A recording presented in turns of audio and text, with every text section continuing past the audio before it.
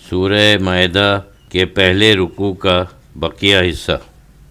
حرمت علیکم المیتۃ والدم ولحم الخنزیر وما اہل بغیر اللہ بہ والمنخنقات والموقوذات والمتردیات والناطحات وما اکل السبع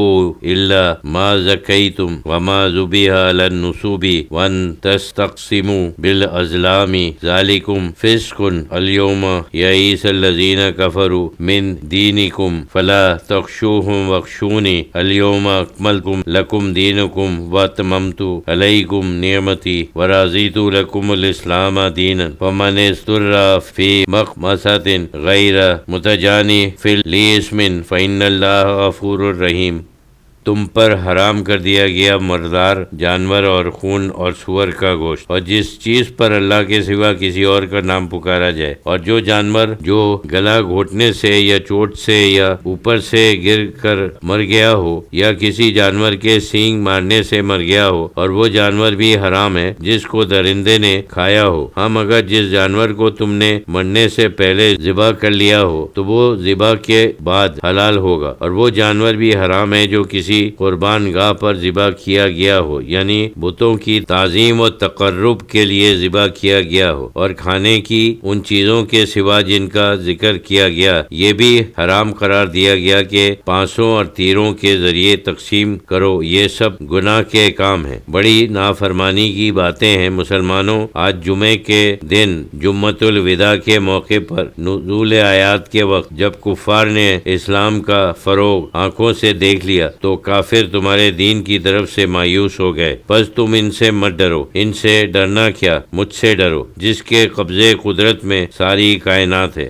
یہ بشارت بھی سن لو کہ آج میں نے تمہارا دین تمہارے لیے مکمل کر دیا اور تم پر میں نے اپنی نعمت پوری کر دی۔ یہ نعمت قرآن ہے اور اسوائے حسنہ جو رہتی دنیا تک عالم اسلام کے لیے شمع ہدایت ہے، اور میں نے تمہارے واسطے اسلام کو بطور دین کے پسند کر لیا۔ مزید احسان کا ذکر فرماتے ہوئے کہتا ہے کہ گو تمام حرام چیزیں حرام ہیں، ہاں جو بھوک سے بے قرار ہو جائے بشرطے کہ گناہ پر مائل نہ ہو اور نہ اسے عدول حکمی ہی مقصود ہو اور مجبوراً کچھ حرام چیز کھا لے تو بے شک اللہ بخشنے والا مہربان ہے۔ گزشتہ آیت میں حرام چیزوں کا ذکر تھا۔ قدرتاً یہ سوال پیدا ہوتا ہے کہ حلال کیا چیزیں ہیں؟ ان کا جواب دیا جا رہا ہے۔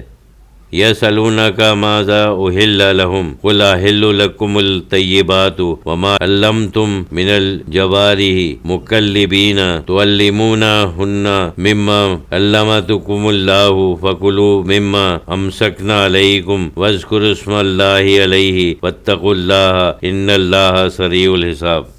اے رسول، آپ سے سوال کرتے ہیں کہ ان کے لیے کیا چیزیں حلال کی گئی ہیں۔ آپ فرما دیجئے کہ تمہارے لیے تمام ستھری اور پاکیزہ چیزیں حلال ہیں۔ منع تو صرف ان چیزوں سے کیا گیا ہے جو جسمانی نقصان کا باعث ہوں یا ذہنی اور روحانی کیفیات کو برباد کرنے والی ہوں اور درندگی و بہیمیت کا سبب بنتی ہیں۔ باقی سب پاک چیزیں حلال ہیں۔ یہی نہیں بلکہ سکھائے ہوئے کتے بھی اگر قاعدے کے مطابق شکار کریں وہ بھی حلال ہے، اور وہ شکار بھی جو تمہارے ان شکاری جانوروں کا کیا ہوا ہو جن کو تم نے شکار کرنے کی تعلیم دی ہو، جس طرح تم کو اللہ نے ان کے شکار کرنے کا طریقہ سکھایا ہے تم بھی اسی طرح ان کو شکار کرنا سکھاتے ہو۔ بس جو شکار وہ تمہارے لیے پکڑ رکھیں وہ کھا لو۔ شکاری جانوروں کا یہ شکار تعمیل حکم میں ہے اس لیے حلال ہے، اور شکاری جانوروں کو چھوڑتے وقت اس پر خدا کا نام لے لیا کرو، بسم اللہ اللہ اکبر کہہ لیا کرو، اور اللہ سے ڈرتے رہو۔ اللہ سے ڈرنا یہی ہے کہ اس کی حکم عدولی سے بچو، جیسا شکار کرنا سکھایا ہے اسی طرح شکار کرو اور اسی کے حکم کے مطابق کھاؤ پیو۔ بے شک اللہ تمہارے افعال و اعمال کا جلد حساب لینے والا ہے، اس لیے آخرت کے دن کو ہمیشہ پیش نظر رکھو کہ یہی تقوی کی کنجی ہے۔